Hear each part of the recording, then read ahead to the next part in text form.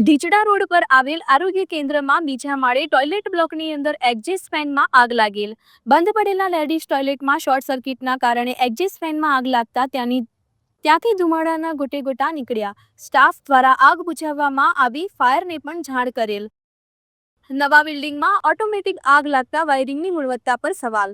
Corporator દ્વારા માંગણી કરવામાં આવેલ કે ફરીવાર ફાયર સેફટી ધ્યાન રાખી તમામ ચકાસણી કરવામાં આવે, જેથી આવનારા દિવસોમાં આવા અકસ્માતો પણ ટાળી શકાય. નમસ્કાર સાથીઓ, હું છું કોર્પોરેટર રાહુલભાઈ બોરીચા, વોર્ડ નંબર 6 જામનગર મહાનગરપાલિકા.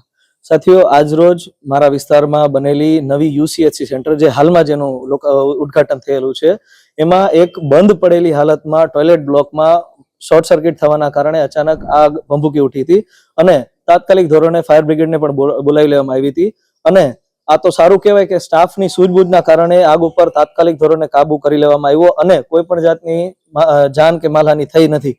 પણ આ વિષય ખૂબ જ ગંભીર ચર્ચાનો છે કે ભાઈ, બંધ પડેલી હાલતમાં કોઈ જગ્યા ઉપર આગ લાગતી હોય તો આ તો સ્ટાફના લીધે આગ ટળી ગઈ છે, પણ આવી નવી બનેલી હોસ્પિટલમાં જો આવા બનાવ બને અને ભવિષ્યમાં કોઈ પણ મોટી દુર્ઘટના બને તો એ વસ્તુનો જવાબદાર કોણ?